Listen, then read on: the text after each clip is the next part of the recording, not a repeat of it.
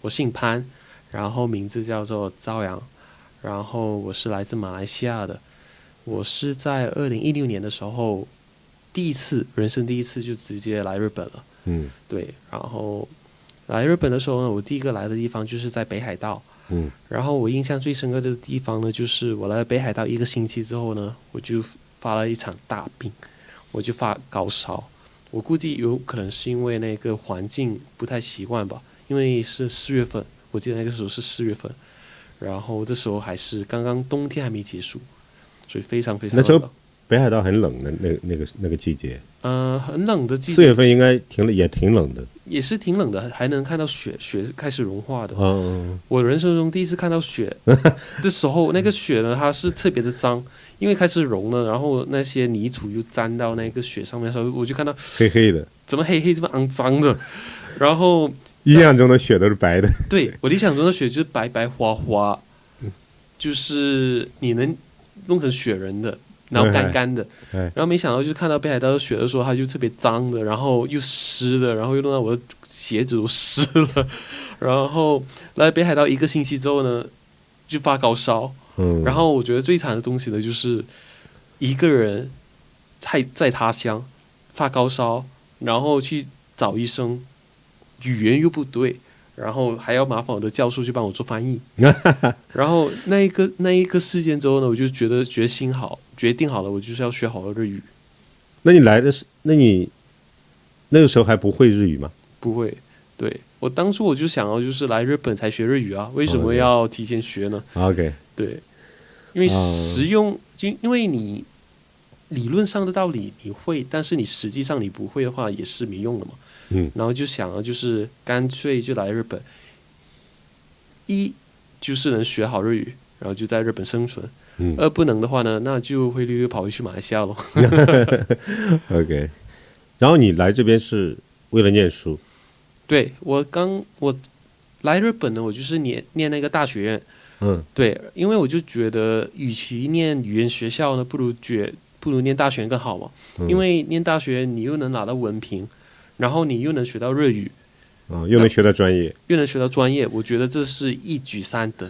你学什么专业？我学的专业是化学，学化学的。然后我的大学是学环境的。对，然后来日本就是学化学，因为马来西亚的环境跟日本的环境不一样嘛。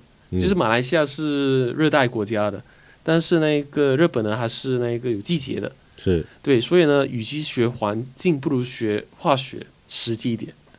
明白。对，就去那边学的化学。怎么样在日本念书的感受？日本念书其实都蛮辛苦的。第一，语言不同；第二，食物不习惯；第三，你会经常想家，你会经常就是很质疑自己，为什么在马来西亚这么一个语言通、食物没问题、有家人有朋友在的地方你不待，你要这么作死跑去日本啊？那个时候经常会想到这一点，然后有可能就会伤心嘛。然后你懂了，就是一个人窝在床里面，我冷，我饿，我又寂寞。但是在日本久了之后，就觉得就是其实一个人都挺好的。因为你自己想走就走，然后去一个新的环境，去看一看新的不一样的东西。就是如果我在马来西亚的话呢，我觉得我跟日本比起来的话，我觉得会很不一样。对，因为来日本我发觉到就是其实日本挺好玩的。无论是日本人的性格都好，或者是日本人的环境都好。我现在我已经在日本待了8年，然后我去过不同的地方，都至少待过1年。有最南的地方有到静冈，然后最北的地方有在北海道。然后这些每个地方呢都有不一样的特色，然后他们说话的方式又不一样的。像是如果我们说汉语的话呢，就是有标准的普通话嘛，然后肯定有上海话嘛。然后台湾人有那个台湾话的嘛，然后日本人的话呢，他也是一样的是吗？对，就是分方言，对，不同的方言，然后我觉得都蛮搞笑的。对，听一下呢，然后自己又模仿一下，但是我究竟都是模仿不了的，我只能大概模仿一下那个关西腔而已。哦，对，其他的话我就模仿不了，但是我能你现在能分辨出来了。对的，哦，听的话呢，我就可能知道就是他是关西的，然后或者是他是北方的，或者是他是可以来自东京听出来了，现在都。是的，是的，对，在日本的大概是第二年吧，第二年左右的时候就开始能听出来了。哦，那你语言能力蛮强的。就可能和你马来西亚的多语言语种有关系。应该有吧，但有我觉得我学日语最好的地方是因为我会汉语，因为我会汉语的话呢，我学日语我觉得就是很方便，就很容易就上手了。是因为那些汉字吗？我觉得是因为有汉字也是其中一个，然后发音的话呢，就是与粤语、客家、福建普通话就是它会比较接近，是，所以就是比一学一听就大概就懂是啥了。对，我们来到日本之后呢，其实第3个月开始就已经开始做翻译的工作了。那么快？对，就是很简单的翻译而已，就是日常的开话这些翻译。然后比较熟，因为我那个时候我做的翻译呢是做那个 JR 的那个火车的那个案内的翻译。所以一开始呢都是懵懵懂懂的，然后不会这个词去问日本人，OK，然后会了这个词呢就跟中国人说，所以来回这样呢就加强了我这个日语的能力。是不断的强化那个概念。对，因为你学了之后你不用，那你就忘了。所以我就真的是非常珍惜我在这样小是在北海道这么多观光客，然后不止我的汉语变好了，我的日语也变好了。明白。在上学有跟日本的同学关系好吗？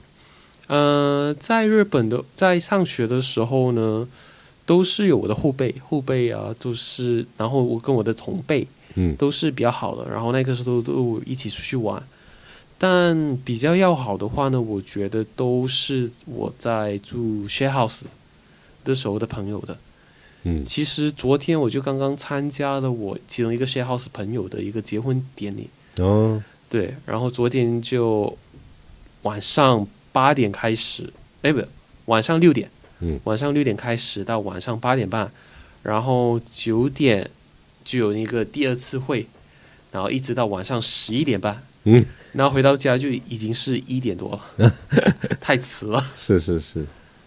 我在日本遇到印象最深的东西的话呢，估计是因为我的手机曾经丢失过。然后因为我是怎么说呢？我经常因为在日本，特别是北海道这样的一个地方呢，你是不能够通过火车去很多的地方的，你需要有那个交通工具。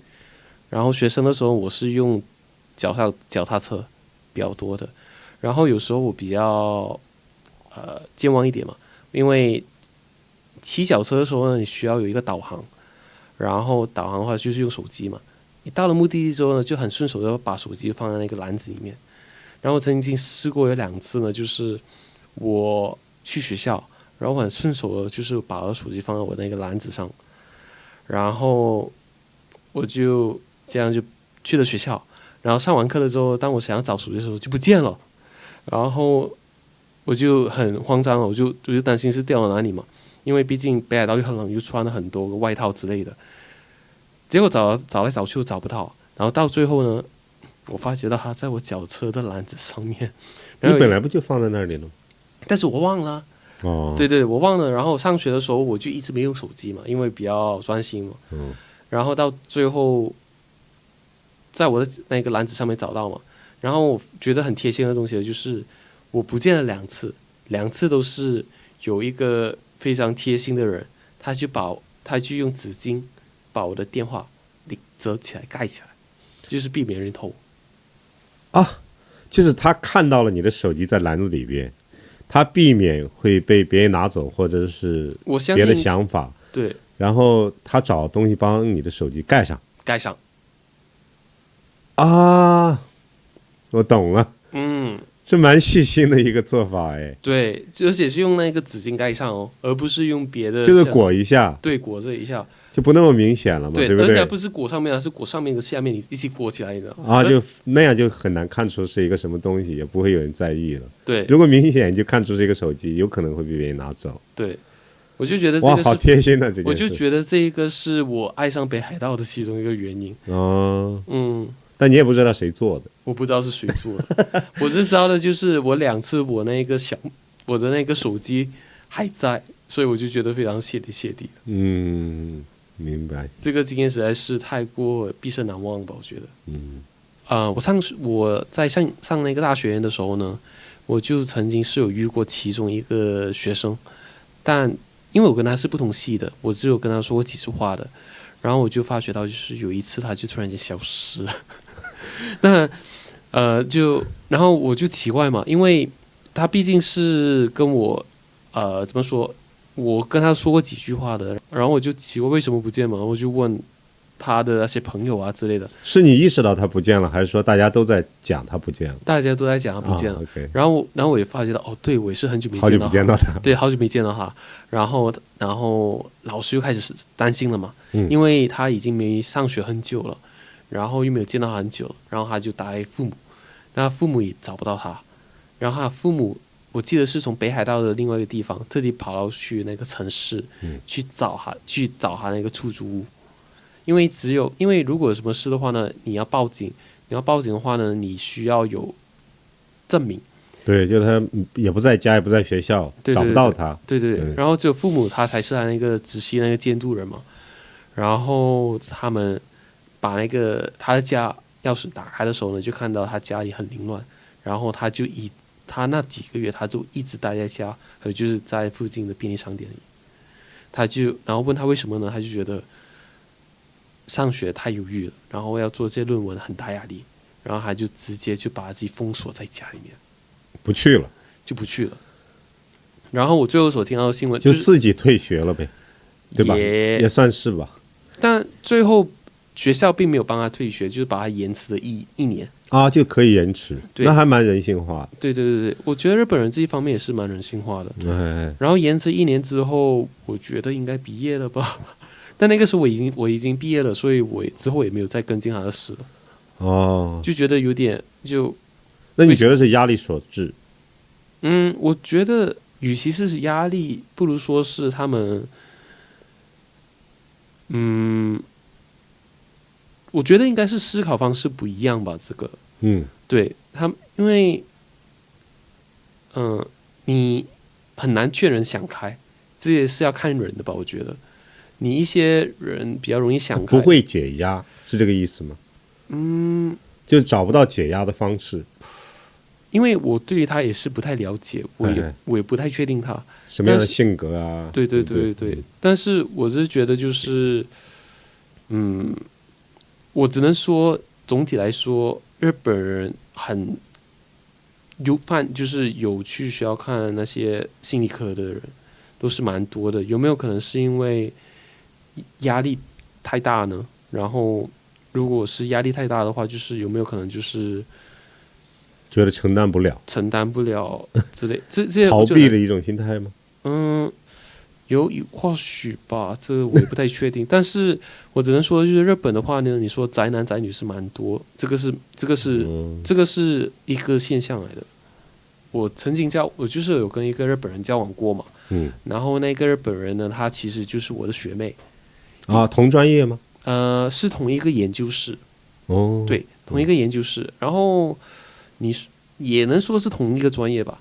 对，然后他就小我1岁嘛。然后那个时候就认识了，然后也是关系比较好嘛。然后关系好了之后，就认识了大概1年之后，就开始交往嘛。然后一到交往了之后呢，就你要知道，就是刚刚开始交往的就是刚刚开始就是好朋友，然后还没有交往之前，跟实际上交往的时候呢，是有点不一样的。对，然后开始交往的时候呢，就会想要对方多一点。因为我会比较想要知道对方在做什么，然后比较想要了解对方，然后我会是一个比较想要融入我对象的那个生活的。然后他就不太想，他就比较想要有个人的空间。然后有可能是因为这样的关系，然后他就突然间不见了。有一天，您说的这个你想了解他的日常都在做什么，是这个意思吗？对，因为像我的话呢，我会比较想要就比如说今天有什么好玩的东西，今天有什么有趣的东西，我觉得如果是一个情侣之间呢，你得要就是有分享这个东西嘛，因为你不分享的话，那我怎么知道你有，就不需要太多的分享，我就觉得就是一天2、3个分享这样，其实也不过分嘛。然后他没有吗？他的话他就比较冷漠一点，然后他就会觉得就是そうですか，是吗？这样。那你没有提出，你提出过这样的要求吗？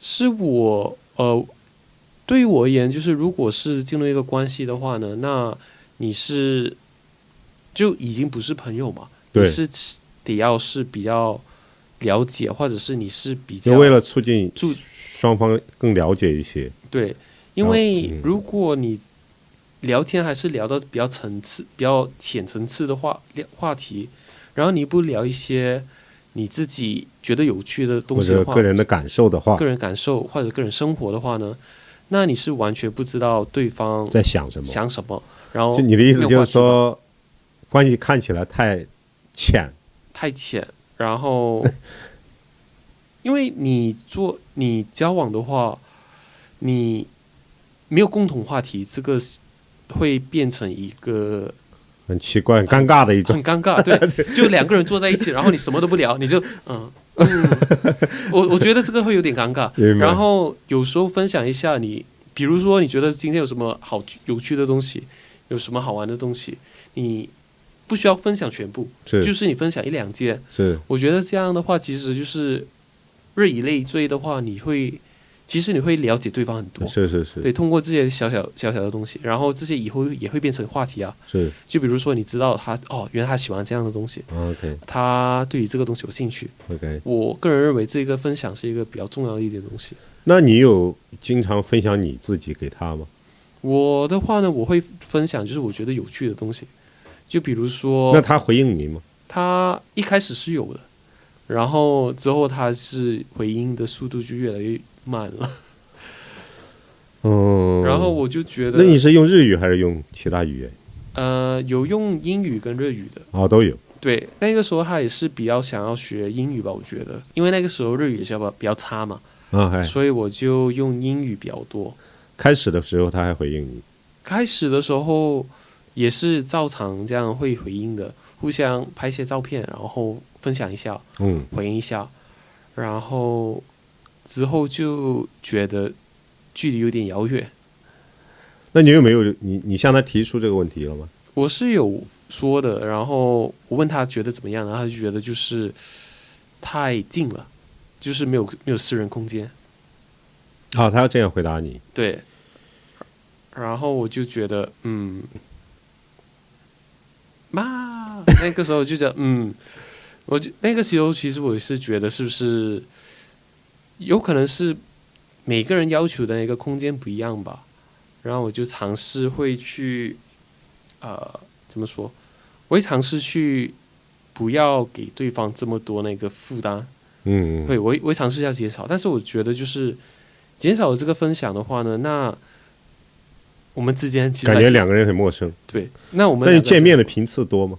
见面那个频次的话，那个时候我主要是大学院，我有需要出差，然后那个时候我也需要赚我自己的生活费，所以那个时候我周末的话呢，我基本上我是不在那个学校的，我是去别的地方去做兼职的。然后大学院的时候，他也是有些要上学嘛，然后有时候在实验室会有见面的。对，当然1个星期的话呢，有可能是见1次或者2次而已。但是如果是出去走街的话呢，有可能是刚刚开始的话呢，就是1个星期会走1、2次，然后之后就凭那个时间就越来越难凑了，因为毕竟我也是需要做我的那个研究论文嘛。对，然后时间也比较少了，之后就有一天他就消失了。那在消失之前他没有说什么吗？消失之前呢，他也是没有特别的说什么，他只是就是双方就因为他说他需要个私人空间，然后我发讯息的时候也不回，然后我就隐约觉到就是越来越远的感觉。之后有一天就完全是发信息也是在看不到回复，然后持续了几个月。之后有一天就是巧合之间就听到他跟他的朋友就说到，就是原来他是跑去加拿大去学英语了。那你也没有约他，当他不回复的时候，你没有想着说，我就发消息给他约他吗？我是有发消息约他，但是全部都是没有读嘛，连再看都没有了，看都没看，已读都没有了，已读都没有然后就之前有个朋友说过类似的话题，他说，有些男生跟日本女生交往的时候，第一天见面之后，第二天他觉得他对你没有感觉的话，第二天就消失了，或者是他说了另外一套语言，他没有直接的拒绝你，他其实已经拒绝你了。这我觉得也是有可能的，因为日语它毕竟它是不太会拒绝的一种语言，它对于拒绝这一方面呢，它是比较绕的。对，他不会直接说不。对，他会说，怎么说呢？比如说，你约他们去吃饭，然后那个时候呢，他们会说好，那有时间一起去吃，但是他不会具体说什么时候，或者是什么几时，什么时候，或者是哪里吃。如果他只是说那有时间一起去吃饭，那你可以理解这就是说而已。我估计就是汉语是一样的，就是改天咱们一起去吃饭呗，这样说一说，就随口说一下。对，随口说一下。但是日本人的话呢，他们就是在耍太极的感觉。对，如果他们没有具体的在说时间或者是地方，跟谁取的话呢，我觉得这一个他们是在耍太极的可能性也是蛮大的。这是不是就他们简体中文里面说的日本人的冷漠？我觉得这个应该是文化的关系吧，因为如果你说冷漠的话呢，他们只是不太想要把麻烦引上身，或者是不太想要浪费自己的时间去做一个不知道好还是坏的东西。我觉得是因为这样的。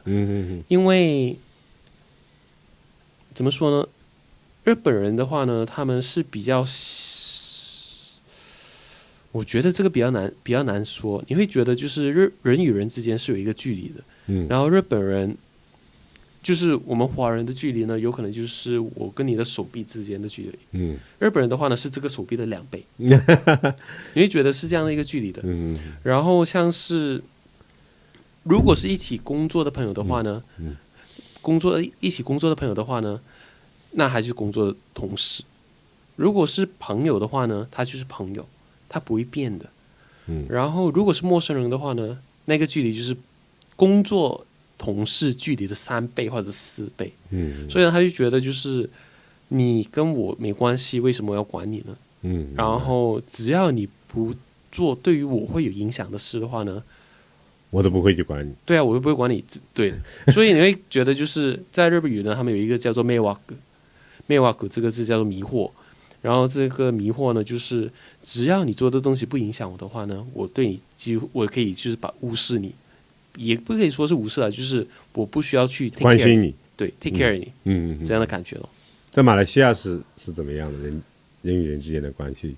马来西亚的话，我觉得其实东南亚的人与人之间的关系都是蛮靠近的，蛮亲密的。对，像是我的话呢，我看到，比如说我看到有猪同胞，就是因为马来西亚都是很多不同的种族的人嘛，然后我如果看到有一些人他们有困扰，语言上沟通的问题，我会去帮助。就比如说在日本呢，我会有习惯就是。但我看到外国人他们跟日本人他们讲不通的时候，有时候会直接插进去啊，你要翻译吗？你需要我帮翻译吗？需要我帮你吗？是吧？对，我觉得这个有可能是我职业病，然后也是我自己个人的习惯吧，因为我是做翻译的。跟这个也没有关系，我觉得就是过去的一种，我觉得是过去的一种概念，就当别人有困难的时候，就想着是不是方便一点让他，对对吧？或者是在中文文化圈里面是这样。或者是我也是在他们身上看到我自己以前的影子吧。我在北海道的时候，就是我语言不通，但是我还要去看医生的时候，但日本人就不会，日本人很少。对，你要通常是有出过国的，出过国的，对，出过国的日本人的话，他能理解一点，他们会比较理解一点。但是如果你要主动的去问他的话，他也愿意帮你。我发现日本人是这样，对对对对对，对吧？比如说你不会，但他不会说主动去，但你要是主动问他呢，他也蛮热情。这个会有，对吧？特别是路上的一些小姐姐，你问他们路的话呢，他们其实会蛮有亲切的。对对对，你要主动问他的话，他也会很热情的告诉你。但是如果你不说，你只是发生了问题，他不会主动上去说。对对对对对对对吧？因为眼神没对上，这个是其中一个吧，我觉得。然后眼神对上，然后他知道你需要帮忙的时候呢，然后如果你是女生的话呢，他们会主动上去帮忙的这个可能性是比较大一点的。如果你是女生的话啊，你会得到帮助的可能性比较大。我觉得这个无论是哪里都是一样的这样子。但是只不过日本的人的话呢，有可能是比较卡哇伊一点，比较可爱一点的话，我觉得他们得到帮助的可能性也是比较大的。Okay. 所以我得到帮助的可能性也是少很多的。Okay. 对，通常是出过国的话呢，他们会比较不一样的。你会发觉到的就是出过国的话呢，他会比较友善，理解，对，比较，因为有可能相信就是他们出过国的时候，他们也是遭遇过语言不通，很困扰。那时候呢，所以他们会看到就是有一些困扰的人，他们尽可能去帮助的。然后出过国的都会对外国人比较友善一点的，我觉得。是，他能理解，相对来说能理解一些国外的文化。对吧？对，我觉得这个都是蛮重要的。你在日本上班，你觉得工作压力大吗？一开始的时候，我觉得都挺大的，因为我认为上班所需要提供的价值跟日本人认为上班所需要提供的价值是不一样的。那你觉得他们怎么想的？日本人的话呢，他们会比较要求的比较多一点，就比如说你做一个事的时候为什么做，然后你做这个的目的是在什么，然后你希望都要想清楚，你需要想清楚，你需要想好这些，你才开始行动的。这个是日本人他们的思维模式。但是我不太确定中国是怎么样的，但是对于我而言呢，就是工作的话呢，基本上呢就是你得到任务，然后你就是以跟着任务的那个要求去做，把它做完就完事儿。对，因为你做多的话呢，他们反而就是为什么多管闲事。但是日本人的话呢，他们反而就会去研究，就比如说，他们很喜欢就是一个 PDCA 的这个东西嘛，就是 Plan Decisions。C 是忘了 ，A 是就是一直循环的这种，就是做了，然后还要想到其他很多方面。对，然后他们要检讨，然后再想一个改良方策。对于日本人，他们就比较喜欢这个 PDCA 的这个东西。然后我觉得这个是一开始我在日本的时候我比较不习惯的。因为我想要工作就是做完交上去完事了嘛。然后日本人就说搞得复杂。对，为什么你做这些东西的时候，你没有想到就是如果遇到问题的话，你应该怎么解决？然后有这些问题的原因是为什么？然后为了避免这些问题发生的话，你应该怎样去避免？然后这个是我来日本经过惨痛的教训了之后呢，才会比较理解啊，原来日本人是追求这一点东西的。所以就是当我理解了这些东西之后，开始运用这些道理的时候呢，就跟日本人相处比较和谐一点。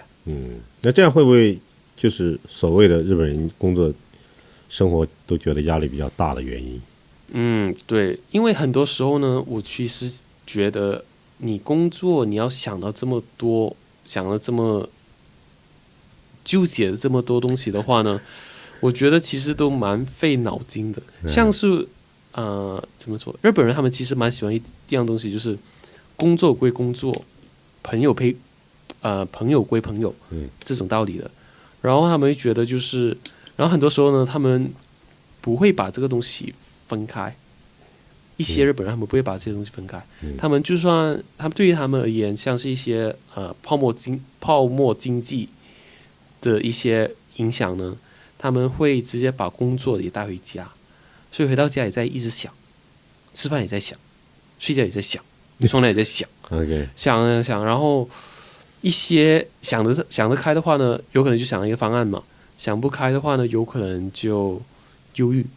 所以我觉得我也不太确定，但我觉得日本人比较忧郁的原因，有没有可能是因为就是他们凡事都需要有那种为什么的这种检讨心？但我觉得有这个检讨心，因为有这种检讨心，所以日本人他们之前他们的那些科技非常的发达，然后你看以前的电器品牌，像这些 Toyota 之类的，他们不是很好嘛？